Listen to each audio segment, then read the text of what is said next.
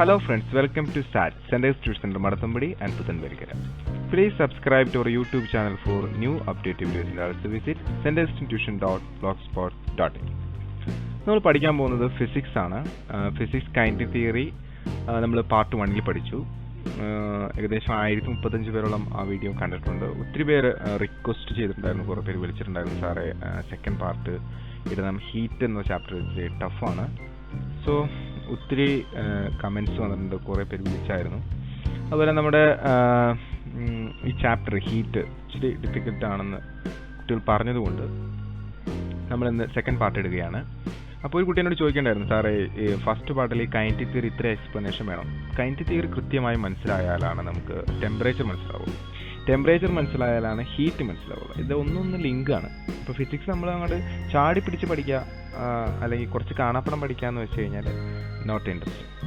അങ്ങനെയല്ല നമ്മൾ ആ കൃത്യമായിട്ടുള്ള കാര്യങ്ങൾ, ബേസിക് ആയിട്ടുള്ള കാര്യങ്ങൾ പറഞ്ഞ് മനസ്സിലാക്കി പോയി കഴിഞ്ഞാൽ ഹയർ സ്റ്റഡീസിൽ നിങ്ങൾക്കത് പ്രയോജനം ചെയ്യും. So today we are discussing what is temperature really mean. Temperature എന്ന് പറഞ്ഞാൽ എന്താണ്? നിങ്ങൾക്ക് ഈ വീഡിയോ ഇഷ്ടമായെങ്കിൽ please like, share and comment to your friends. Okay, നമുക്ക് വീഡിയോ ക്രിയേറ്റ് ചെയ്യാനും അപ്ലോഡ് ചെയ്യാനും നമുക്ക് ഒത്തിരി എക്സ്പെൻസീവ് ആണ്. അപ്പോൾ നമ്മളെ ആത്മാർത്ഥമായിട്ട് മധു MS എന്ന് പറഞ്ഞ ഒരു പാരൻ്റ് സഹായിച്ചിട്ടുണ്ട്. അദ്ദേഹം ഇതിനു മുന്നേ സഹായിച്ചിട്ടുണ്ട്. അദ്ദേഹത്തിൻ്റെ ഡൊണേഷന് പ്രത്യേകം നന്ദി പറഞ്ഞുകൊള്ളുന്നു. അദ്ദേഹത്തിൻ്റെ കമൻറ്റ് ഇപ്രകാരമായിരുന്നു: dear sir, your classes are very helpful to my son's studies. Paid a small sum to your account as my thankfulness. Waiting for my uploads in sound and heat. Once again thank. Sound ഹീറ്റുമാണ് അദ്ദേഹം ചോദിച്ചിരിക്കുന്നത്. അപ്പോൾ അദ്ദേഹത്തിനും കൂടി വേണ്ടിയിട്ടാണ്. അപ്പോൾ sir, this is for you, heat. So thank you sir. നിങ്ങൾക്കും donate ചെയ്യാവുന്നതാണ്. ഈ ഡൊണേഷൻ മുഴുവൻ നമ്മൾ വീഡിയോ ക്രിയേറ്റ് ചെയ്യാനും ഇതിൻ്റെ അപ്ലോഡിങ്ങിൻ്റെ എക്സ്പെൻസിന് വേണ്ടി മാത്രമേ ഉപയോഗിക്കുകയുള്ളൂ. So this is my IFSC code and name, account number. You can deposit any amount of money into my account. Okay, this is not compulsory if you will. Okay, അപ്പോൾ നമ്മൾ പഠിക്കാൻ പോകുന്നത് ടെമ്പറേച്ചർ എന്താണെന്ന്. So first of all നിങ്ങൾ ഒരു പാത്രം consider ചെയ്യുക. ബോട്ടിൽ ഒരു ബീക്കർ. ഈ ബീക്കറിനകത്ത് നിറച്ച് മൂടിയിരിക്കുകയാണ്, നിറച്ച് ഗ്യാസസ് ആണ്, കുറേ ഗ്യാസസ് മൂടി വെച്ചിട്ടുണ്ട്. ക്ലിയർ? ഓക്കെ, ഇപ്പോൾ ഇതൊരു റാൻഡം മോഷനാണ്, അതായത് അങ്ങോട്ടും ഇങ്ങോട്ടും ഒക്കെ സഞ്ചരിച്ചിരിക്കും. ഇപ്പോൾ നമ്മൾ കഴിഞ്ഞ വീഡിയോയിൽ പഠിച്ചു കൈനറ്റിക് തിയറി എന്താണ്, അതിൻ്റെ മോഷൻ എന്താണ്. ടെമ്പറേച്ചർ എന്ന് പറഞ്ഞു കഴിഞ്ഞാൽ ആവറേജ് കൈനറ്റിക് എനർജി ആണെന്ന് പഠിച്ചു. അപ്പോൾ സ്വാഭാവികമായിട്ട് ഫിസിക്സ് പഠിക്കുന്ന ഒരു കൂട്ടരുടെ മനസ്സിലേക്ക് വരും, ഈ ആവറേജ് കൈനറ്റിക് എനർജി ടെമ്പറേച്ചർ ആണെന്ന് സാറിനോട് ആരാ പറഞ്ഞേ? എന്താണ് അതിൻ്റെ പ്രൂഫ്? അല്ലെങ്കിൽ ഞങ്ങൾക്കത് മനസ്സിലാവുന്നില്ലല്ലോ, അത് വിഷ്വലൈസ് ചെയ്യാൻ പറ്റുന്നില്ല. ഈ ആവറേജ് കൈനറ്റിക് എനർജിയാണ് ടെമ്പറേച്ചർ എന്ന് വേണമെങ്കിൽ വരുന്നത് പഠിക്കാം, പക്ഷേ വിഷ്വലൈസ് ചെയ്യാൻ പറ്റുന്നില്ല. അപ്പോൾ നിങ്ങൾക്ക് വേണ്ടിയിട്ട് ഇതിൻ്റെ പ്രൂഫ് നമ്മളിവിടെ പറയാൻ പോകാം. അപ്പോൾ ഫസ്റ്റ് പാർട്ട് എന്ന് പറയുന്നത് ഇച്ചിരി ഡിഫിക്കൽട്ടാണ് കേൾക്കുമ്പോൾ. കുറച്ച് മാത്സും കാര്യങ്ങളൊക്കെ വെച്ചിട്ട് നമ്മൾ ഈ ആവറേജ് കൈനറ്റിക് എനർജി എങ്ങനെയാണ് ടെമ്പറേച്ചറായി മാറുന്നതെന്ന് പറയും. ദെൻ കുറച്ച് കഴിയുമ്പോൾ നമ്മൾ ലാസ്റ്റ് ഭാഗത്ത് ടെമ്പറേച്ചറിൻ്റെ ഡെഫിനിഷനും അതിൻ്റെ മീനിങ്ങും പറയുന്നുണ്ട്. ഓക്കെ, അപ്പോൾ എന്തിനാണിത് മനസ്സിലാക്കുന്നത് എന്ന് വെച്ച് കഴിഞ്ഞാൽ പിന്നീട് ഹീറ്റിനെ കുറിച്ച് പറയുമ്പോഴും അല്ലെങ്കിൽ ടെമ്പറേച്ചറിൻ്റെ മെഷർമെൻറ്റിനെ കുറിച്ചൊക്കെ പറയുമ്പോൾ വളരെ പെട്ടെന്ന് മനസ്സിലാവും. അപ്പോൾ നിങ്ങൾ കൈനറ്റിക് എനർജി എന്ന് പറയുന്ന കൈനറ്റിക് തിയറി എന്ന് പറഞ്ഞാൽ ഫസ്റ്റ് പാർട്ട് കണ്ടിട്ടില്ലെങ്കിൽ please visit part 1 before watching this video. നിങ്ങൾ പാർട്ട് 1 കണ്ടതിന് ശേഷം ഇത് കാണുക. അതിൻ്റെ ലിങ്ക് നമുക്കിതിൻ്റെ മുന്നിലായിട്ട് കിടപ്പുണ്ട്, മറ്റേ നമ്മുടെ ചാനലിൽ കിടപ്പുണ്ട്. അത് കണ്ടതിന് ശേഷം ഇത് കാണുക. അപ്പോൾ നമുക്ക് കുറച്ചും കൂടി മനസ്സിലാവും. അപ്പോൾ നമ്മൾ പറഞ്ഞു വന്നത്, ഈ പാത്രത്തിനകത്ത് ഒത്തിരി ഗ്യാസസ് ഉണ്ട്. ഇപ്പോൾ gases molecules are very far apart, ഒരുപാട് അകലെയാണ്, അവർ ഭയങ്കര മോഷനിലാണ്. നമുക്ക് എല്ലാവരും എടുക്കേണ്ട, നമുക്ക് ഇതിൻ്റെ അകത്തു നിന്ന് നമ്മൾ ചെറിയ ക്യൂബ് ഇങ്ങനെ വെട്ടിയെടുക്കുന്നു. Means consider a cube. എല്ലാ വശവും സെയിം, ഹൈറ്റും ഇതെല്ലാം സെയിം ആയിട്ടുള്ള ഒരു ക്യൂബ് നമ്മൾ ഇവിടെ നിന്ന് ഇങ്ങനെ വെട്ടിയെടുക്കും. അതിൻ്റെ ഉള്ളിൽ നിന്ന് എടുത്ത് വിചാരിക്കും. അപ്പോൾ ആ ക്യൂബിനകത്ത് ഇതുപോലെ കുറേ തന്മാത്രകളുണ്ടാവും. അങ്ങനെയുള്ള ഒരു ക്യൂബാണ് ഇത്. അപ്പോൾ ഇവിടെ കുറേ മോളിക്യൂൾസ് ഉണ്ട്. ക്ലിയർ? മോളിക്യൂൾസ് എന്താണ്, അങ്ങോട്ടും ഇങ്ങോട്ടൊക്കെ മൂവ് ചെയ്യുന്നത്. റാൻഡം മോഷനാണ്. ക്ലിയർ ആണോ? ഓക്കെ, ബട്ട് റാൻഡം മോഷനിലാണെങ്കിലും നമ്മളുടെ ഈ പ്രൂഫിന് വേണ്ടിയിട്ട് ഒരു മോളിക്യൂളിനെ നമ്മൾ ലെഫ്റ്റ് ടു റൈറ്റ് ആണ് എടുക്കുന്നത്. Okay, consider A molecule like this. ഈ മോളിക്യൂള് ഇവിടെ നിന്ന് ഇങ്ങോട്ട് സഞ്ചരിച്ചതായിട്ട് നമ്മൾ വിചാരിക്കുന്നു. ഓക്കെ, അതപ്പോൾ ഇവിടെ ഈ വാൾസിൽ വന്നിടിക്കും. സോ അങ്ങനെ സഞ്ചരിക്കുമ്പോൾ അതിൻ്റെ വെലോസിറ്റി Vx, എന്താണ് വെലോസിറ്റി Vx ആയിട്ട് എടുക്കുന്നു. Okay, clear? തിരിച്ച് അതോടെ നിന്ന് ഇടിച്ചതിന് ശേഷം തിരിച്ചു പോകുമ്പോഴുള്ള അതിൻ്റെ വെലോസിറ്റി മൈനസ് വി എസ്, അതായത് വെലോസിറ്റി എക്സ് ആക്സിസിൽ നേരെ ഓപ്പോസിറ്റ്. ഓക്കെ, എന്താണ് സാറേ എക്സ് ആക്സിൽ ഇപ്പോൾ മുകളിലേക്ക് മൂവ് ചെയ്യുന്നുണ്ട്, സൈഡിലേക്കൊക്കെ മൂവ് ചെയ്യും. പക്ഷെ ബട്ട് നൗ ഇപ്പോൾ നമ്മൾ കൺസിഡർ ചെയ്യുന്നത് ഓൺലി വൺ മോഷൻ, അതായത് only x axis. We know that there R 3 type of axis. ഒന്ന് എക്സ് ആക്സിസ്, പിന്നെന്താ വൈ ആക്സിസ്, പിന്നെ നിങ്ങളുടെ നേരെ ഇവിടുന്ന് നിങ്ങളുടെ നേരെ നമ്മൾ പിക്ചറിൽ വരയ്ക്കുമ്പോൾ ഇവിടെ വരയ്ക്കും ഇസഡ് ആക്സിസ്. ഒരു പോയിന്റ് അടയാളപ്പെടുത്താൻ നിങ്ങൾ കോർഡിനേറ്റ് ജോമെട്രി പഠിച്ചിട്ടുണ്ട്, എക്സ് ആക്സിസിന് എടുക്കും, വൈ ആക്സിസിന് എടുക്കും. ബട്ട് ഇൻ 3 ഡയമെൻഷണൽ വേൾഡ് നമുക്ക് ഒരു ഇസഡ് ആക്സിസ് കൂടി വേണം. അതായത് ഇപ്പോൾ ഇവിടെ ഇരിക്കുന്ന ഈ പോയിന്റിൽ നമ്മൾ എങ്ങനെ രേഖപ്പെടുത്താം? ഇത് കണ്ടോ, ഇത് എക്സ് ആക്സിസ്, ഇത് വൈ ആക്സിസ്, ഇത് ഇസഡ് ആക്സിസ് കണ്ടോ. അപ്പോൾ 3 കോർഡിനേറ്റ് വേണം. സിമിലർലി ഈ പാർട്ടിക്കിൾ ഇങ്ങോട്ട് മൂവ് ചെയ്യുമ്പോൾ വെലോസിറ്റി എക്സ് ആക്സിസിലുണ്ട് വി എക്സ്, അതുപോലെ വെലോസിറ്റി വൈ ആക്സിസിലുണ്ട് v y, similarly velocity z ആക്സിസിലുണ്ട് v z. But we consider only x axis now. Okay, clear? Okay, നമ്മുടെ എക്സ് ആക്സിസും വൈ ആക്സിസും ഒക്കെ നമ്മൾ വരച്ചു. ഇതാണ് ഇത് വന്ന് ഇടിക്കുന്ന സ്ഥലം എന്ന് വിചാരിക്കും. ഓക്കെ, സപ്പോസ് അവിടെ ഒന്ന് ഇടിച്ചു, ഉണ്ടോ? മനസ്സിലായ? Okay, this is the area of the wall A. Suppose this is A. Then velocity is equal to displacement by time. നിങ്ങൾ ചെറിയ ക്ലാസ്സിൽ പഠിച്ചിട്ടുള്ളതാണ്. പ്രവേഗം എന്ന് പറഞ്ഞു കഴിഞ്ഞാൽ സ്ഥാനാന്തരം ബൈ ടൈം. ഇത് ഇങ്ങോട്ട് മൂവ് ചെയ്യുന്നുണ്ട്, ഇതിനൊരു വെലോസിറ്റി ഉണ്ട്. ഓക്കെ, ഇത് എത്ര ദൂരം സഞ്ചരിച്ചു? ഇവിടെ നിന്ന് ഇവിടം വരെ സഞ്ചരിച്ചു. ദിസ് ഈസ് ദ ഡിസ്പ്ലേസ്മെന്റ്, അതിൻ്റെ ദൂരം, അത് സഞ്ചരിച്ച ദൂരം. അതിനൊരു കുറച്ച് സമയം എടുത്തു, ഡെൽറ്റ ടി. അത് 2 സെക്കൻഡോ 3 സെക്കൻഡോ കൊണ്ടായിരിക്കും ചിലപ്പോൾ ഇവിടെ നിന്ന് ഇവിടം വരെ എത്തിയത്. ഓക്കെ, അപ്പോൾ നമ്മൾ വെലോസിറ്റി എന്ന് പറഞ്ഞു കഴിഞ്ഞാൽ ദാറ്റ് ഡിസ്പ്ലേസ്മെന്റ് ബൈ ടൈമാണ്. ഡിസ്പ്ലേസ്മെന്റിനെ എസ് എന്ന് പറഞ്ഞ അക്ഷരം കൊണ്ടാണ് ഫിസിക്സിൽ സൂചിപ്പിക്കുക. അങ്ങനെയാണെങ്കിൽ ഇവിടെ ഈ ഡിസ്പ്ലേസ്മെന്റ് എന്ന് പറഞ്ഞാൽ എന്തായിരിക്കും? ഈ ടൈമിന് ഇപ്പുറത്തേക്ക് എടുക്കുക. ടൈം ഇവിടെ ഹരിച്ചിരിക്കുകയാണ്, ഇപ്പുറത്തേക്ക് വരുമ്പോൾ ഗുണനവും. അപ്പോൾ വെലോസിറ്റി ഇൻറ്റു ടൈം എന്ന് പറഞ്ഞാൽ അത് ഡിസ്പ്ലേസ്മെന്റ് ആണ്. ഇത്രയുള്ളൂ മക്കളെ. ഒരു വേഗത എന്ന് പറഞ്ഞാൽ ദൂരം ബൈ സമയം. അപ്പോൾ ദൂരം എന്തായിരിക്കും? വേഗത ഇൻറ്റു സമയം. അതുപോലെ തന്നെ ഇവിടെ velocity into time is equal to displacement. Please remember this equation. Okay, അപ്പോൾ അത് ഓർത്തിരിക്കുക. Displacement is equal to velocity into time. ഈ ഡിസ്പ്ലേസ്മെന്റ് ഇവിടെ നിർത്തുക, ടൈം ഇപ്പുറത്തേക്ക് എടുക്കുക. അപ്പോൾ വെലോസിറ്റി ഇൻറ്റു ടൈം ആണ് എന്ത്? ഡിസ്പ്ലേസ്മെന്റ്. ഓക്കെ, അപ്പോൾ ഇത് മൊത്തത്തിൽ നമ്മൾ കൺസിഡർ ചെയ്യുക. ഓക്കെ, നേരത്തെ ഒരു സൈഡ് മാത്രം കൺസിഡർ ചെയ്ത് മൊത്തത്തിൽ കൺസിഡർ ചെയ്ത് കഴിഞ്ഞാൽ ഇതാണ് നമ്മുടെ പിക്ചർ. ഇതിൻ്റെ ഉള്ളിൽ കൂടിയാണ് ഇത് പോകുന്നത്. അത് സഞ്ചരിക്കുന്ന അത്രയും ദൂരത്തിന് നമുക്ക് എന്ത് പറയാം? ഡിസ്പ്ലേസ്മെന്റ് എന്ന് പറയും. മനസ്സിലായോ? നിങ്ങൾക്ക് മനസ്സിലാവുന്ന രീതിയിലാണ് നമ്മളിത് പറയുന്നത്. ഓക്കെ, അടുത്തത് ഈ വാൾസിൽ വന്ന് ഇടിച്ചു. ഓക്കെ, അങ്ങനെയാണെങ്കിൽ ഈ വാൾസിനെ നമുക്ക് എന്ത് പറയാം? Area of the walls.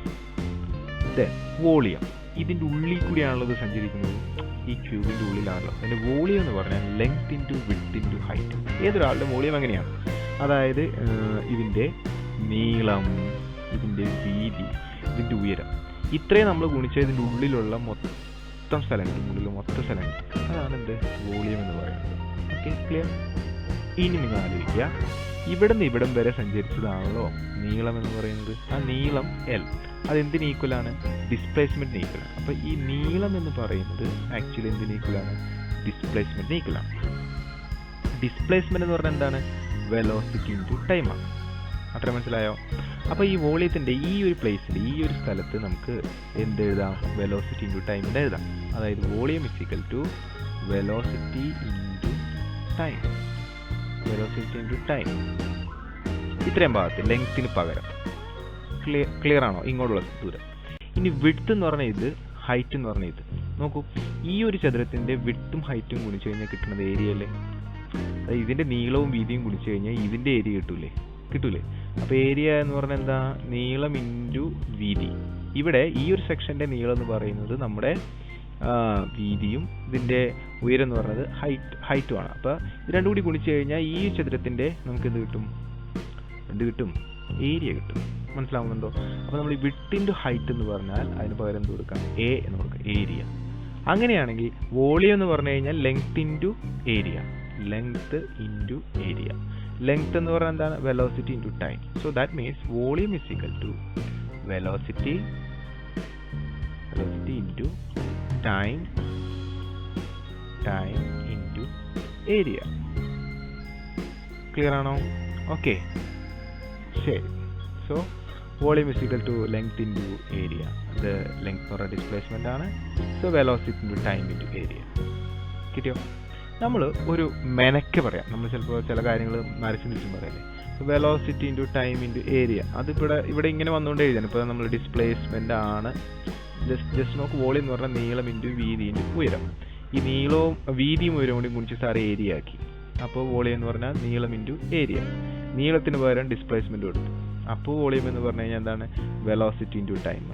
Okay, velocity into time into area. ഇനി ചെയ്യുന്നത് ഏരിയ ആദ്യം എഴുതി, നോ പ്രോബ്ലം. പിന്നെ വെലോസിറ്റി എഴുതി, പിന്നെ ടൈം എഴുതി. Clear? Okay. Volume is equal to ഏരിയക്ക് നമ്മൾ ക്യാപിറ്റൽ ലെറ്റർ എ, വെലോസിറ്റിക്ക് നമ്മൾ വി എക്സ്, കാരണം എക്സ് ആക്സിലാണ് വെലോസിറ്റി. ടൈമിന് നമ്മൾ ഡെൽറ്റ ടി എന്ന് കൊടുത്താൽ volume is equal to A into v x into delta t എന്ന് കിട്ടും. ക്ലിയർ ആണോ? Okay. Volume is equal to area into velocity into delta t. ഇപ്പോൾ വോളിയം എന്ന് പറയുന്നത് area into velocity into time. Okay. But ഇവിടെ വന്ന് ഇത് ഇടിക്കുന്നു, തിരിച്ചു പോകും. നിങ്ങളൊന്ന് കാര്യം ശ്രദ്ധിച്ചാൽ നിങ്ങൾക്ക് മനസ്സിലാവും. ഓൺലി ഇപ്പോൾ ഈ രണ്ട് പാർട്ടികൾ ഉണ്ടെങ്കിൽ ഒരാൾ വരുന്നുള്ളൂ, ഒരാൾ ഇടിച്ചിട്ട് തിരിച്ചു പോകും. ഇപ്പോൾ രണ്ടുപേരിൽ പകുതി, ഒരാളല്ലേ ഇടിക്കുന്നുള്ളൂ, രണ്ടുപേരും ഒരുമിച്ച് ഇടിക്കുന്നുണ്ടോ? അപ്പോൾ നമ്മൾ കൺസിഡർ ചെയ്യണം half of the molecules, only half, 1/2, അരഭാഗം, ആൾക്കാർ, പകുതി ആൾക്കാർ മാത്രം വന്ന് ഇടിക്കുന്നുള്ളൂ. കാരണം പകുതി ആൾക്കാർ ഇങ്ങോട്ട് വരുമ്പോൾ പകുതി ആൾക്കാർ അങ്ങോട്ട് പോയി. അപ്പോൾ അറ്റ് എ ടൈം പകുതി ആൾക്കാരെ ഇതിനകത്ത് വന്ന് ഇടിക്കുന്നുള്ളൂ. ക്ലിയർ ആണോ? അപ്പോൾ ഈ ടോട്ടൽ വോളിയത്തിൽ പകുതി പേര്, ടോട്ടൽ 50 പേരുണ്ടെങ്കിൽ അതിൻ്റെ പകുതി മാത്രമേ ഇവിടെ വന്ന് ഇടിക്കുന്നുള്ളൂ. Okay, clear? അപ്പോൾ നമ്മൾ അതിനെന്താ ചെയ്യാന്ന് വെച്ച് കഴിഞ്ഞാൽ number of molecules that hit the wall is only half. നമ്മൾ ഇതിനെ ഹാഫ് കൊണ്ട് വിളിക്കും. Half into area into v x into delta t. അപ്പോൾ ഹാഫ് വോളിയം എടുത്താൽ മതി. മുഴുവൻ വോളിയത്തിലും പാർട്ടിക്കിൾസ് വന്ന് ഇടിക്കുന്നില്ല, പകുതി വോളിയം. ഓക്കെ. ഇനി ആ പകുതി വോളിയത്തിൽ എത്ര പാർട്ടികളുണ്ട്, നമ്പർ ഓഫ് പാർട്ടിക്കിൾസ്, അതെങ്ങനെ നമ്മൾ കണ്ടുപിടിക്കും? ടോട്ടൽ നമ്പർ, അതിനകത്തുള്ള ആകെ എണ്ണത്തിനെ നമുക്ക് ക്യാപിറ്റൽ എൻ കൊണ്ട് സൂചിപ്പിക്കാം. എന്താണ് ക്യാപിറ്റൽ എൻ? അത് ഈ വോളിയത്തിൽ മൊത്തം എത്ര ഉണ്ടെന്ന് പറഞ്ഞാൽ അതിൻ്റെ ഡെൻസിറ്റി ആയി. ഇപ്പോൾ capital n divided by volume, density, സാന്ദ്രത. And it is divided by the letter small letter n. അപ്പോൾ ഈ ക്യാപിറ്റൽ എൻ എന്ത് സൂചിപ്പിക്കുന്നു? ആകെ ഉള്ള പാർട്ടിക്കിൾസിൻ്റെ എണ്ണം. വി എന്ന് സൂചിപ്പിക്കുന്നു ടോട്ടൽ വോളിയം. അപ്പോൾ ഈ പാർട്ടിക്കിൾസ് എണ്ണത്തിൻ്റെ വോളിയം കൊണ്ട് ഹരിച്ചാൽ നമുക്ക് എൻ കിട്ടും. This is number density. Okay. നമ്മളപ്പോൾ എത്ര പാർട്ടികൾ വന്ന് ഇടിക്കുമെന്ന് കാണിക്കാൻ ഇതിനെ ഇൻറ്റു നമ്പർ ഡെൻസിറ്റി കൊണ്ട് ഗുണിക്കും. അപ്പോൾ ടോട്ടൽ നമ്പർ ഓഫ് പാർട്ടിക്കിൾസ് ആയി. ക്ലിയർ ആണോ? Okay. That is n by v equal small letter n. നമ്മൾ അങ്ങനെ ഗുണിച്ചു. N into half into area into v x into delta t. ഇതൊക്കെ കാണുമ്പോൾ അയ്യോ സാർ ഇതൊക്കെ എന്തോ, പേടിക്കൊന്നും വേണ്ട. നിങ്ങൾ ഇത് മനസ്സിലായെങ്കിൽ ഒന്നുകൂടി ഒന്ന് റിപ്പീറ്റ് ചെയ്ത് കണ്ടിട്ട് വിടുമ്പോൾ എത്താം. അതിന് ശേഷം അടുത്തുള്ള ഭാഗങ്ങൾ നോക്കാം. ഓക്കെ. അപ്പോൾ ഇത്രയും പാർട്ടിക്കിൾസ് ആണ് അവിടെ ഉള്ളതെന്ന് മനസ്സിലാക്കുക. ക്ലിയർ ആണോ? ഇവരുടെ മൊമെന്റം എന്തായിരിക്കും? നമുക്കറിയാം, നേരത്തെ നമ്മൾ പഠിച്ചു change in momentum is equal to 2mv(x) for single particle. ഒരാളെ കുറിച്ചാണ് നമ്മൾ പറഞ്ഞത്. ക്ലിയർ? 10 പേരുണ്ടെങ്കിലോ 10 ഇൻറ്റു ഇത് ചെയ്യണം. 20 പേരുണ്ടെങ്കിലോ 20 ഇൻറ്റു ഇത് ചെയ്യണം. ഇപ്പം ഇത്രയും ഉണ്ടെങ്കിലോ ഇത്രയും പാർട്ടിക്കിൾസ് ഇൻറ്റു 2mvx ചെയ്യണം. അപ്പം ടോട്ടൽ ചേഞ്ച് ഇൻ മൊമെന്റം എന്ന് പറഞ്ഞു കഴിഞ്ഞാൽ നമ്മൾ ചെയ്യുന്നത് ഇത്രയും ആൾക്കാർ ഇതിനാ, അതിനോടുകൂടി എന്തുകൊണ്ട് ഗുണിച്ചു? 2mvx കൊണ്ട് ഗുണിച്ചു. മനസ്സിലായോ? Clear? So the total change in momentum is equal to small letter n into half into area into vx into delta t into 2mvx. Clear ആണോ? അപ്പോൾ ഇത് മൾട്ടിപ്ലൈ ചെയ്യുമ്പോൾ ഒരേപോലെയുള്ള രണ്ട് സംഖ്യകൾ ഇവിടെ ഉണ്ട്. ഒന്ന് vx, velocity next direction, velocity next direction, രണ്ടും കൂടി ഗുണിച്ച് കഴിയുമ്പോൾ vx സ്ക്വയർ. ബാക്കിയെല്ലാം സാർ അങ്ങനെ എഴുതി, ഏരിയ എഴുതി. ഓക്കെ. ദെൻ ഈ 2ഉം ഈ 2 വെട്ടിപ്പോകും. എന്താണ് സാർ അതെ? ഹാഫ് ഇൻറ്റു 2mvx ആണ്. ഹാഫ് ഇൻറ്റു 2mvx കണ്ടോ? അപ്പോൾ ആ mvxൽ ഈ 2ഉം ഈ 2ഉം വെട്ടിപ്പോകും. അങ്ങനെയാണ് ഈ ഹാഫ് ഇവിടെ നിന്ന് ഇല്ലാണ്ടായിപ്പോയത്. ക്ലിയർ? അപ്പോൾ നമ്മൾ പറഞ്ഞു വന്നത് ഈ 2ഉം 2ഉം വെട്ടിപ്പോവും, ഈ vxഉം vxഉം നമ്മൾ ഗുണിക്കും. So vx square. ഏരിയ ഇവിടെ എഴുതിയിട്ടുണ്ട്, n ഇവിടെ എഴുതിയിട്ടുണ്ട്, ഡെൽറ്റ ടി ഇവിടെ എഴുതിയിട്ടുണ്ട്, m ഇവിടെ എഴുതിയിട്ടുണ്ട്. ഓക്കെ, ക്ലിയർ ആണോ? ഓക്കെ. ദെൻ ഫോഴ്സ് എന്ന് പറഞ്ഞാൽ നമ്മൾ നേരത്തെ കഴിഞ്ഞ പാർട്ടുകളിൽ നമ്മൾ പഠിച്ചു delta P by delta T. Force എന്ന് പറഞ്ഞാൽ change in momentum divide by change in time. ഇതാണ് ചേഞ്ച് ഇൻ മൊമെൻറ്റം. ഏത് ഈ തന്നിരിക്കുന്ന സാധനമാണ് change in momentum. This is change in momentum. Clear? അപ്പോൾ ഈ ചേഞ്ച് ഇൻ മൊമെൻറ്റം, അതായത് ഡെൽറ്റ പി, ഈ ചേഞ്ച് ഇൻ മൊമെൻറ്റത്തിൻ്റെ നമുക്ക് ഡെൽറ്റ ടി ടൈം കൊണ്ട് ഹരിച്ചാൽ നമുക്ക് എന്ത് കിട്ടും? We get force. Clear? Okay. So ഇതിനെ നമ്മൾ ഡെൽറ്റ ടി കൊണ്ട് ഡിവൈഡ് ചെയ്യും. Clear? So what happened is this delta T and delta T get cancel. Clear ആണോ? ഓക്കെ. അങ്ങനെ നമുക്ക് ഫോഴ്സ് ഓൺ ദ വാൾ, ഇവർ വന്ന് ഇടിക്കുമ്പോൾ അവിടെ ഉണ്ടാവുന്ന ആ ഫോഴ്സ് എന്ന് പറയുന്നത് ആ ഡെൽറ്റ ടി കഴിച്ച് നിങ്ങൾ എഴുതുക, അത് രണ്ടും വെട്ടിക്കളയാം. ഡെൽറ്റ ടി രണ്ടും വെട്ടിക്കളയാം. ഓക്കെ. കാരണം ഫോഴ്സ് എന്ന് പറഞ്ഞാൽ change momentum by delta T. So balance എന്ത് കിട്ടി? എൻ അത് എഴുതിയിട്ടുണ്ട്, ഏരിയ അത് എഴുതിയിട്ടുണ്ട്, വി എക്സ് സ്ക്വയർ അത് എഴുതിയിട്ടുണ്ട്, എം അത് എഴുതിയിട്ടുണ്ട്. ഇനി നിങ്ങൾ ചെറിയ ക്ലാസ്സിൽ പഠിച്ചിട്ടുണ്ടാവും പ്രഷർ മർദ്ദം എന്ന് പറയുന്നത് that is force per area. മർദ്ദം എന്ന് പറയുന്നത് ഫോഴ്സ് പെർ ഏരിയ. അപ്പോൾ നമുക്കിത് പ്രഷർ കാണാം. പ്രഷർ എന്ന് പറഞ്ഞാൽ this is the force per area. Area കൊണ്ട് ഹരിക്കാം. അപ്പോൾ എന്ത് പറ്റും? ഏരിയയും get cancel. Clear? So pressure is equal to force per area and pressure is equal to NmVx square. എന്താണ് സാറേ അങ്ങനെ എഴുതിയത്? ഇതേ നോക്കൂ, ഏരിയ ക്യാൻസൽ ചെയ്തു, ബാക്കി എന്തുണ്ട്? എൻ, പിന്നെന്താണ്? എം, പിന്നെ ഇത് അവസാനം എഴുതി, അത്രേ ഉള്ളൂ, Vx ഹോൾ സ്ക്വയർ. നമ്മളിപ്പോൾ പ്രഷറിൻ്റെ ഇക്വേഷനിലേക്ക് എത്തി. ഇത് ഇമ്പോർട്ടൻ്റ് ആണ്. ഇതിൽ നിന്നുകൊണ്ടാണ് നമ്മൾ ഡെറിവേഷനിലേക്ക് പോകുന്നത്. ഇപ്പോൾ ഇത്തിരി ബുദ്ധിമുട്ടായി, ഇത്തിരി ലെങ്തി ആയിട്ട് തോന്നിയല്ലേ? അതാണ് ഫിസിക്സിൻ്റെ പ്രത്യേകത. നമ്മൾ കുറച്ചും കൂടി ഡീറ്റെയിൽ ആയിട്ട് മനസ്സിലാക്കുമ്പോൾ കുറച്ച് നീളം വയ്ക്കും. പക്ഷേ എന്നാലും കാര്യങ്ങളൊക്കെ മനസ്സിലായെന്ന് വിചാരിക്കുന്നു. അടുത്ത കാര്യങ്ങൾ നിങ്ങൾക്ക് മനസ്സിലാവുന്നുണ്ടെങ്കിൽ ഈ ഇക്വേഷൻ എങ്ങനെ വന്നു ശരിക്കും മനസ്സിലാവണം. ഒന്നും കൂടി റിവൈൻഡ് ചെയ്ത് കാണുക. അതിനുശേഷം അടുത്ത സെക്ഷനിലേക്ക് പോകാം. ഓക്കെ. പ്രഷറിൻ്റെ ഇക്വേഷൻ എന്താണ്? P = NmVx square. Total pressure due to all particles. ഇവിടെ എല്ലാ പാർട്ടിക്കിൾസിൻ്റെയും കൂടി ടോട്ടൽ പ്രഷർ നമ്മൾ കൺസിഡർ ചെയ്യാൻ പോവുകയാണ്. അപ്പോൾ ഒരു കാര്യം നമ്മളിവിടെ നിന്ന് മാറ്റി പറയുകയാണ്. അപ്പോൾ ശ്രദ്ധിക്കണം. അങ്ങനെയാണ് നമ്മൾ ചിലപ്പോഴും ചില കാര്യങ്ങൾ പലപ്പോഴും ഫിസിക്സിൽ പറയാം. അപ്പോൾ നമ്മൾ ആദ്യം എന്താണ് കൺസിഡർ ചെയ്തത്? നമ്മൾ കൺസിഡർ ചെയ്തത് ഈ ക്യൂബിനകത്ത് പാർട്ടിക്കിൾസ് എക്സ് ആക്സിസിൽ മാത്രം മൂവ് ചെയ്യുന്നു എന്ന് കൺസിഡർ ചെയ്തിട്ടാണ് നമ്മൾ ഇപ്പോൾ പറഞ്ഞ കാര്യങ്ങളൊക്കെ പറഞ്ഞത്.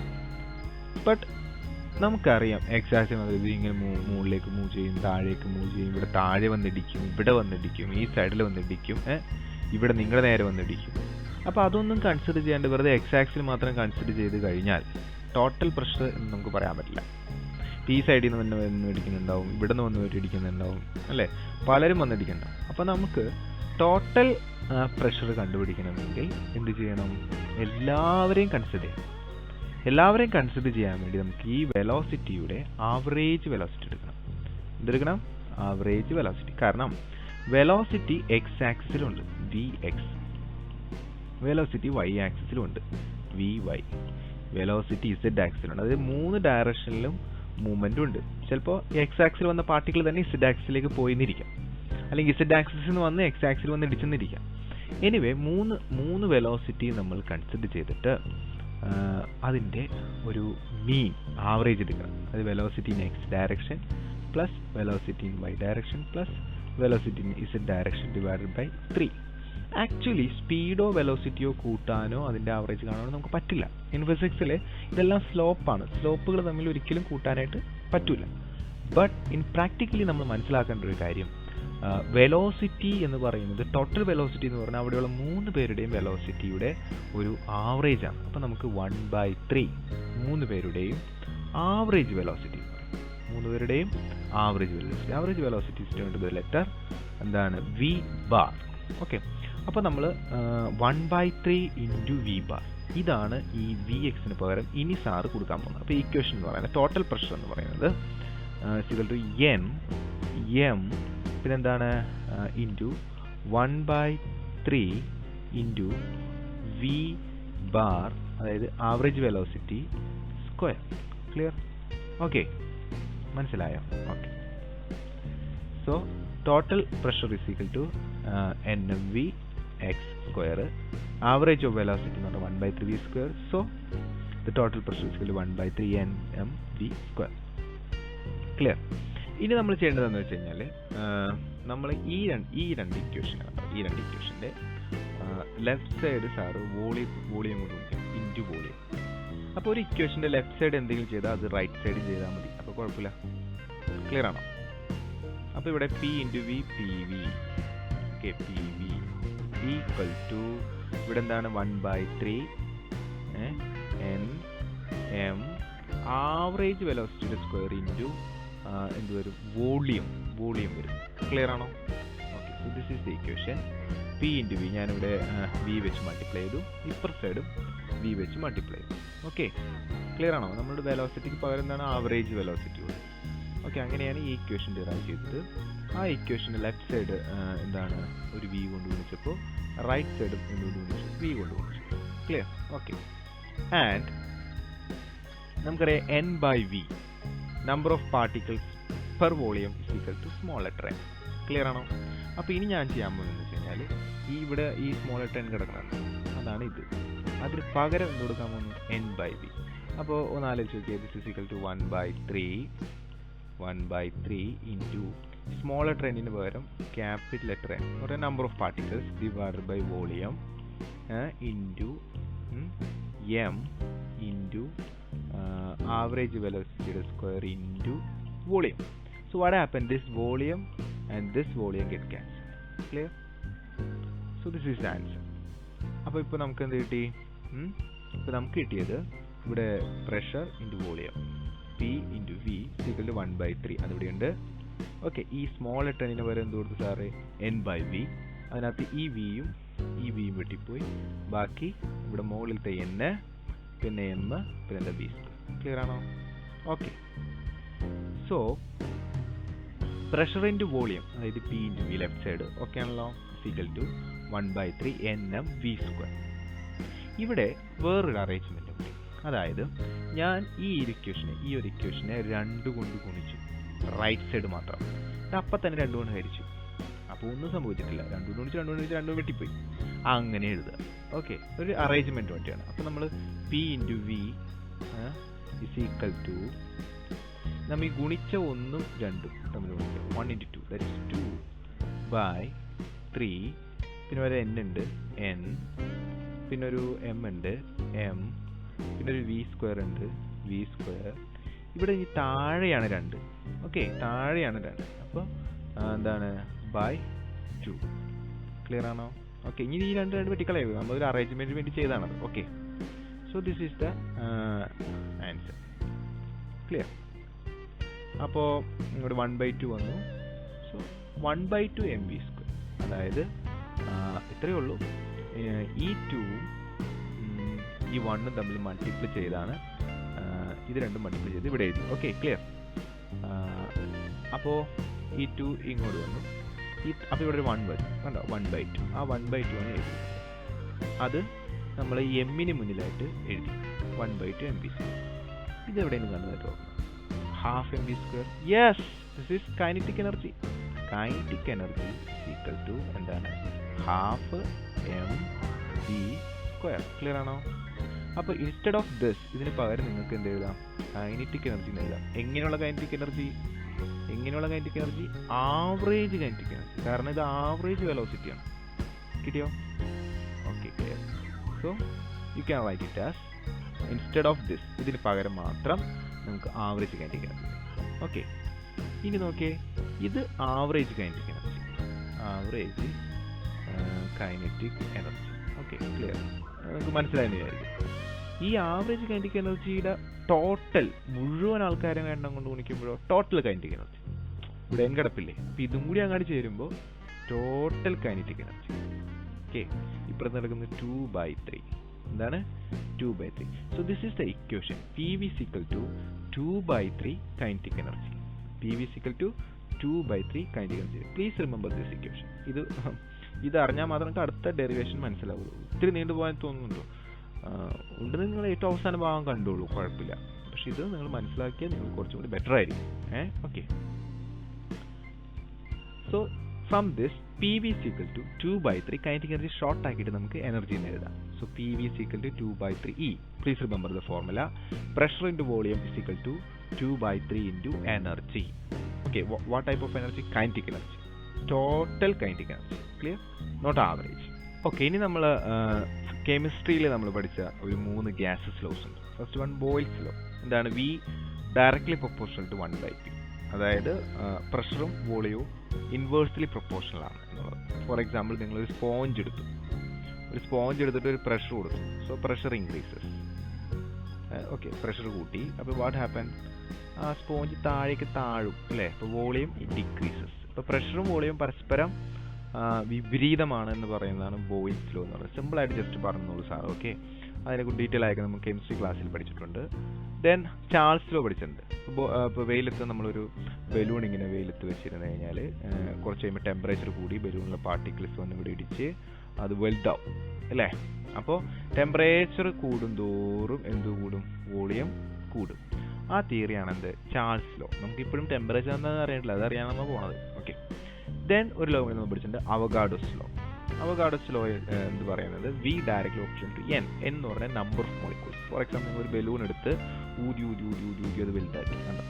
നിങ്ങൾ എത്രത്തോളം എയർ അതിനകത്തേക്ക് കയറ്റുന്നോ അതനുസരിച്ച് അതിൻ്റെ വോളിയം ഇൻക്രീസ് ചെയ്യും. So number of particles increase ചെയ്താൽ വോളിയം ഇൻക്രീസ് ചെയ്യും. ഡയറക്ട്ലി പ്രൊപ്പോർഷണലാണ്, നിറനുപാതമാണ്. ഇതാണ് നിങ്ങൾ പഠിച്ചിരിക്കുന്ന 3 ലോസ്. ഈ ലോസിൻ്റെ എല്ലാം ലെഫ്റ്റ് സൈഡ് വോളിയമാണ്. വോളിയം ഒരു തവണ എഴുതി. ഡയറക്ഷണൽ പ്രൊപ്പോർഷണൽ സൈൻ ഉണ്ട്, അതൊരു തവണ എഴുതി. ബാക്കിയെല്ലാം തമ്മിൽ ഗുണിക്കാം. അപ്പോൾ volume is direct proportional to 1/p according to Boyle's law into T, that is Charles law, into N, that is N. Clear? And volume is directly proportional to 1 into T into N. അത് നമ്മൾ ഗുണിക്കുമ്പോൾ Tn by P. Clear ആണോ? Okay, അപ്പോൾ ഈ P ഇങ്ങോട്ട് എടുത്തു കഴിഞ്ഞാലോ volume into P നാവും അല്ലേ? That is P into volume directly proportional to Tn. Clear ആണോ?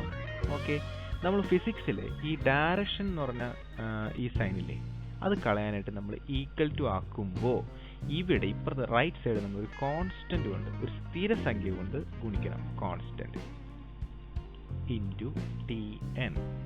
This is equal to PV. Clear? Okay, ഒന്നുകൂടി പറയാം സാറ്.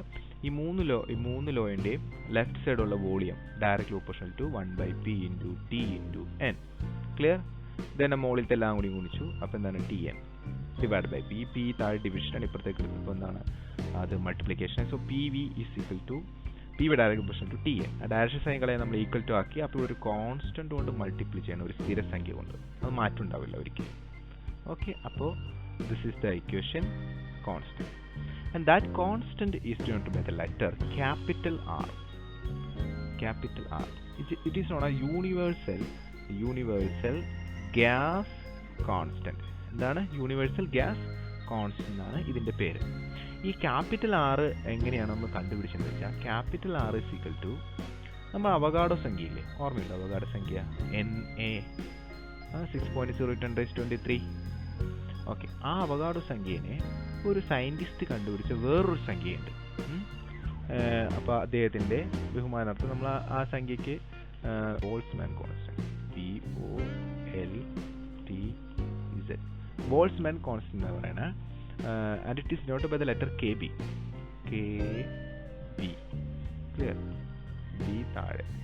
ഓക്കെ, അപ്പോൾ ഈ ബോൾട്സ്മാൻ എന്ന് പറയുന്ന ആ ഒരു സംഖ്യയും അവഗാഡോ സംഖ്യയും തമ്മിൽ ഗുണിച്ചാൽ നമുക്ക് എന്ത് കിട്ടും? R എന്ന് പറയുന്ന ഒരു സംഖ്യ കിട്ടും. ഇതൊക്കെ കോൺസ്റ്റന്റ് ആണ്, ഇതിലൊന്നും വ്യത്യാസം വരില്ല. ആ R ആണ് ഇവിടുത്തെ കോൺസ്റ്റന്റ്, യൂണിവേഴ്സൽ ഗ്യാസ് കോൺസ്റ്റന്റ് എന്ന് പറയുന്നത്. ക്ലിയർ ആണോ? Okay, so PV is equal to RTN. പക്ഷെ നമ്മൾ RTN എന്ന് പറയുന്ന ഒരു ഭംഗിക്ക് വേണ്ടിയിട്ട് നമ്മൾ N ആദ്യം പറയും.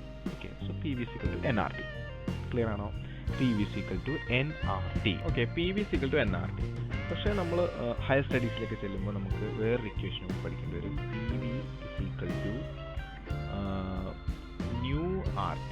എന്നിന് സ്ഥലത്ത് നിങ്ങൾ ന്യൂ എന്ന് പറയുന്ന പുതിയ ടേം ചേർക്കും. ന്യൂ ഇതൊന്നും കണ്ട് നിങ്ങൾ നെട്ടണ്ട, ഞാൻ അതിനെക്കുറിച്ച് അതിൻ്റെ ഡീറ്റെയിലിൻ്റെ അതിൻ്റെ റിവിഷനൊന്നും പോകുന്നില്ല. ജസ്റ്റ് ഇത്രയും മനസ്സിലാക്കുക. ന്യൂ എന്ന് പറഞ്ഞാൽ ഇതുപോലെ N പോലെ തന്നെയാണ്. Nu is equal to capital N. Okay, ഇവിടെ ക്യാപിറ്റൽ എന്ന് ഉദ്ദേശിക്കുന്നത് നമ്പർ ഓഫ് മോൾസ് ആണ്. നമ്പർ ഓഫ് മോൾസ് നിങ്ങൾ കെമിസ്ട്രി പഠിച്ചിട്ടുണ്ടാവും. Moles divided by Avogadro number capital N. Okay, ഇതാണ് ന്യൂ എന്ന് പറയുന്നത്. അപ്പോൾ ഇതേപോലെ ഐഡിയൽ ഗ്യാസ് ഇക്വേഷൻ ആണെന്ന് നമുക്ക് പിന്നീട് പഠിക്കാം. Ideal gas equation higher studies പഠിക്കാം. ഇനി ഇവിടെ നിങ്ങൾ മനസ്സിലാക്കി ന്യൂ ഇവിടെ n അല്ല, പകരം ന്യൂ. അതിൻ്റെ ഡെറിവേഷനിലേക്ക് നമുക്ക് പോകുന്നില്ല. ഇത് സെയിം ഡെറിവേഷൻ ആണ് അതിനകത്ത് വരുന്നത്. അപ്പോൾ P V is equal nu R T and this nu or N നിങ്ങളുടെ മനസ്സിൽ n ആയിക്കോട്ടെ is equal to number of moles per Avogadro സംഖ്യ. അവഗാഡോ സംഖ്യ കൊണ്ട് ഡിവൈഡ് ചെയ്യുമ്പോൾ ടോട്ടൽ നമ്പർ ഓഫ് പാർട്ടിക്കിൾസ് നമുക്ക് കിട്ടും. അപ്പോൾ instead of this you can write this. Okay, അതാണ് നമ്മുടെ പ്രത്യേകത. ക്ലിയർ? സോ ഞാനിവിടെ n എന്ന് കൊടുത്തിട്ടുണ്ട് നിങ്ങൾക്ക് മനസ്സിലാക്കാൻ വേണ്ടിയിട്ട്. n is equal to capital N divide by n. ഇവർ ക്യാപിറ്റൽ N എന്ന് പറയുന്നത് നമ്പർ ഓഫ് മോൾസ്, n എന്ന് പറയുന്ന അവഗാഡോ സംഖ്യ. ക്ലിയർ ആണോ? ഓക്കെ, അപ്പോൾ നിങ്ങൾ ഈ n-ന്റെ സ്ഥലത്ത് സ്മോൾ n-ന്റെ സ്ഥലത്ത് ഇത്രയും ഭാഗം കൊടുക്കാൻ പോകുന്നത്. ക്ലിയർ ആണോ? ഓക്കെ, സോ നമ്മൾ എന്താ ചെയ്തത്? Instead of this n put this. Actually ന്യൂവിൻ്റെ സ്ഥലത്ത് നമ്മൾ കൊടുക്കേണ്ടത്. ഓക്കെ, അപ്പോൾ ഇങ്ങനെ കിട്ടും. ഇനി നമ്മൾ നേരത്തെ പറഞ്ഞിട്ടുണ്ടായി r എങ്ങനെ കിട്ടണം. r എന്ന് പറഞ്ഞാൽ അത് എന്താണ്? അവഗാഡോ സംഖ്യ ഇൻറ്റു കെ ബി എന്ന് പറയാം. ഇത് രണ്ടും കൂടി ഗുണിച്ചതാണ് എന്ത്? ഈ r എന്ന് പറയുന്നത്. ക്ലിയർ ആണോ? ഓക്കെ, താഴെ ഒരു അവഗാഡോ സംഖ്യ ഉണ്ടല്ലോ. അപ്പോൾ എന്ത് സംഭവിക്കും? ഈ അവഗാഡോ സംഖ്യയും ഈ സംഖ്യയും വെട്ടിപ്പോകും. മനസ്സിലായില്ല അല്ലേ? നോക്കൂ.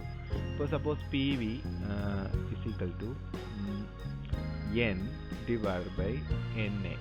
ഇതാണ് ഈ എഴുതിയിരിക്കുന്നതാണ് എഴുതിയത്. ക്ലിയർ ആണോ? Okay, into R.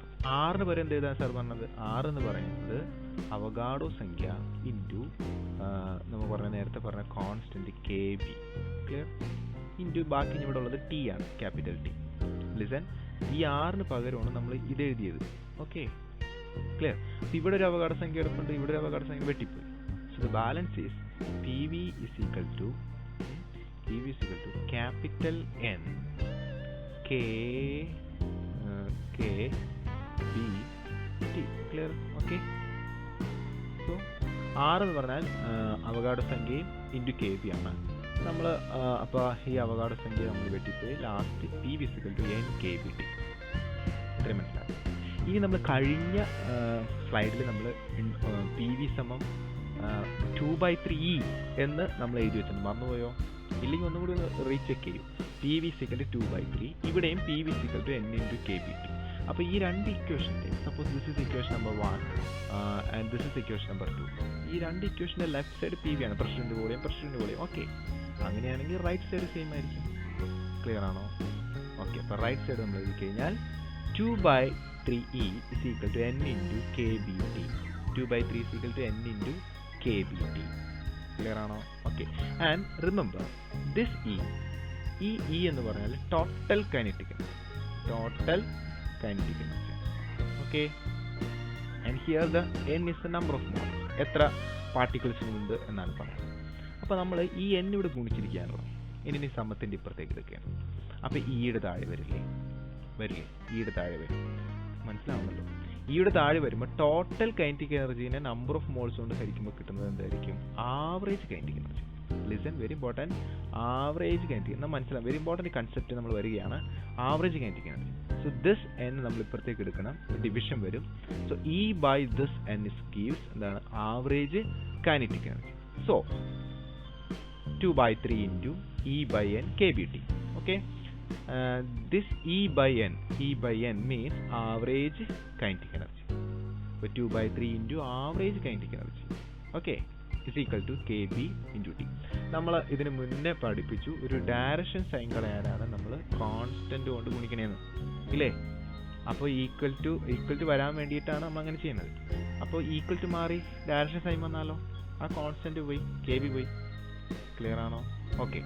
ഇനി അങ്ങനെ മനസ്സിലാക്കാൻ പറ്റുന്നില്ലെങ്കിൽ സാരമില്ല, ഈ കെ ബിയും 2/3 എപ്പോഴും കോൺസ്റ്റന്റ് ആണ്.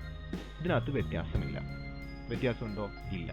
കാരണം വേറെ എന്തൊക്കെ മാറിയാലും ഇത് മാറില്ല. It is constant. ഇതിനെ നോക്കണ്ട, ഇത് മാറില്ല. അപ്പോൾ ഈ രണ്ട് ഇക്വേഷൻ സാറ്റിസ്ഫൈ ചെയ്യണമെങ്കിൽ ആവറേജ് കൈനറ്റിക് എനർജി കൂടിയാൽ ഓട്ടോമാറ്റിക്കലി എന്ത് കൂടിയേ പറ്റൂ? ടെമ്പറേച്ചർ കൂടാതെ നിവൃത്തിയില്ല. കാരണം രണ്ട് സൈഡ് ഈക്വൽ ആവണം. ഇനി ആവറേജ് കൈനറ്റിക് എനർജി കുറഞ്ഞാലോ ടെമ്പറേച്ചറും കുറയും. കിട്ടിയോ? ഇനി തിരിച്ചു പറഞ്ഞാൽ ടെമ്പറേച്ചർ കൂടിയാലോ ആവറേജ് കൈനറ്റിക് എനർജി കൂടും. ടെമ്പറേച്ചർ കുറഞ്ഞാലോ ആവറേജ് കൈനറ്റിക് എനർജി കുറയും. കിട്ടിയോ? പറഞ്ഞ മനസ്സിലായോ? ഫോർ എക്സാമ്പിൾ ഈ 2/3ക്ക് പകരം സാർ ഒരു സംഖ്യ സങ്കല്പിക്കണം. 5 ഇൻറ്റു ഇവിടെ ഏതോ ഒരു സംഖ്യ ഈക്വൽ ടു ഈ 4 ഇൻറ്റു ഇവിടെ ഏതോ ഒരു സംഖ്യ നോക്കൂ. ഈ 5ഉം 4ഉം മാറാൻ പാടില്ല. കണ്ടോ, ഇതും മാറില്ല ഇതും മാറില്ല. ബട്ട് ഇവർക്ക് മാറാം. അപ്പോൾ ഈക്വൽ ആണെങ്കിൽ എന്ത് വേണം? ഇവിടെ 5 ഇൻറ്റു സാർ ഇവിടെ 5 ഇൻറ്റു 20 ചെയ്തു. അപ്പം 100 ക്ലിയർ ആണോ? അപ്പോൾ ഓട്ടോമാറ്റിക്കലി ഇവിടെ 100 ആവണമെങ്കിൽ 4 ഇൻറ്റു എത്ര വേണം? 25 വേണം.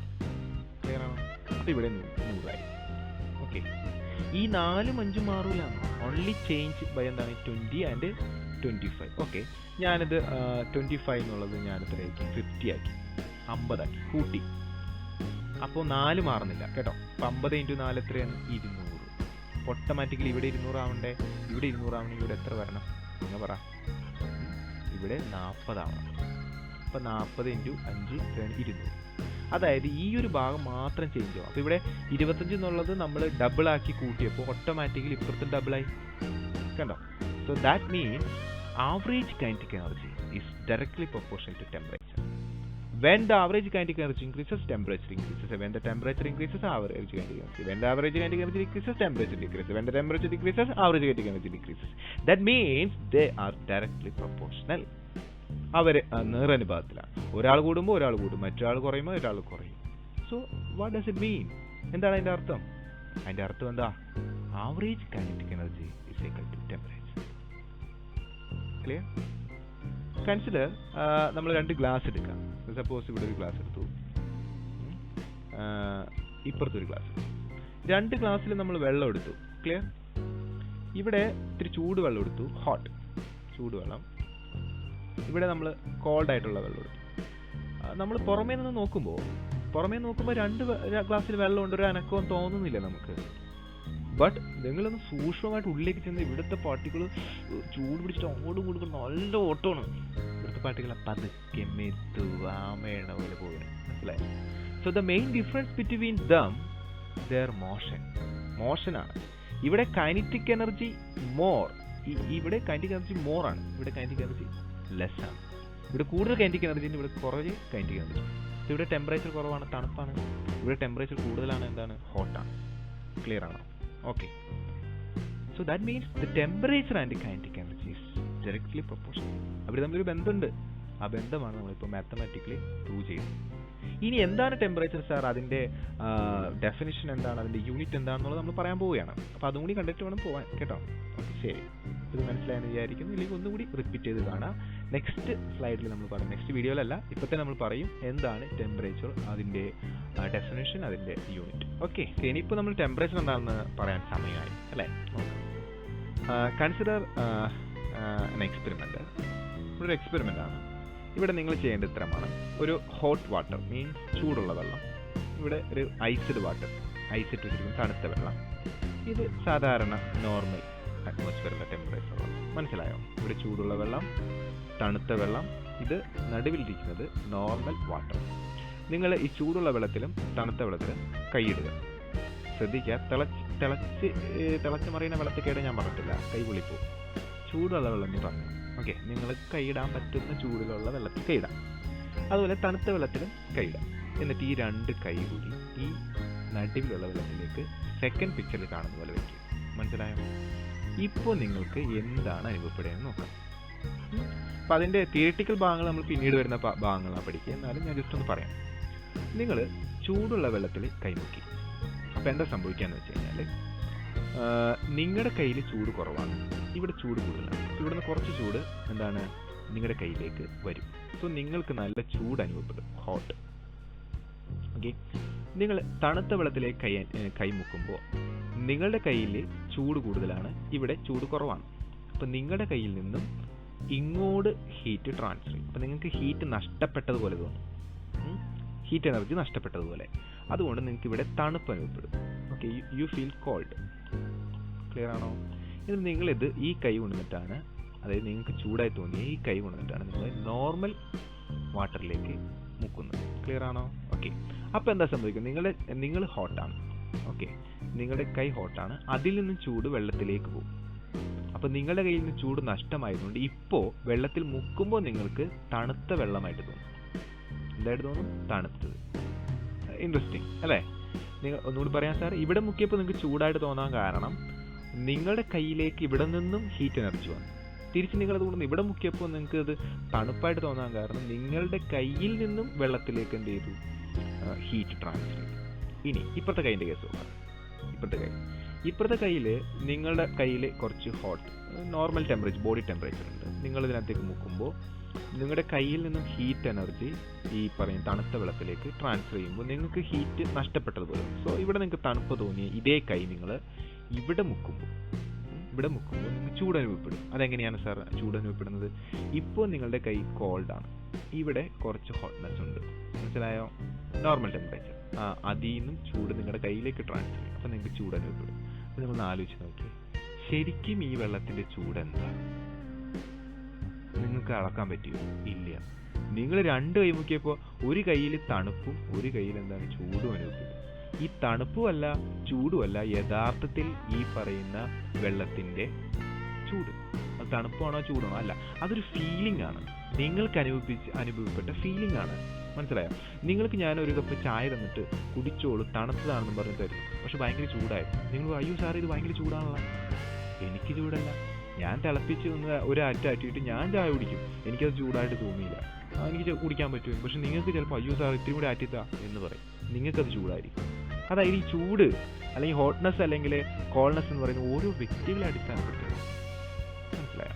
ഇപ്പം നിങ്ങളുടെ വീട്ടിൽ നിങ്ങൾ മ്യൂസിക് വെച്ച് നല്ല സൗണ്ടിലൊക്കെ വെച്ച് ഇങ്ങനെ ആഘോഷിച്ചുകൊണ്ടിരിക്കുന്ന സമയത്ത്, പാട്ട് പഠിപ്പിക്കുന്ന സമയത്ത് അമ്മാമ്മ എടാ മോനെ ഇന്ന് നിർത്തിവെക്കടക്കെ രാവിലെ തുടങ്ങിയാലോ എന്ത് ശല്യമാണെന്ന് പറയും. കാരണം അവർക്കത് കേൾക്കുന്ന ശല്യം നമുക്ക് മ്യൂസിക്കാണ്.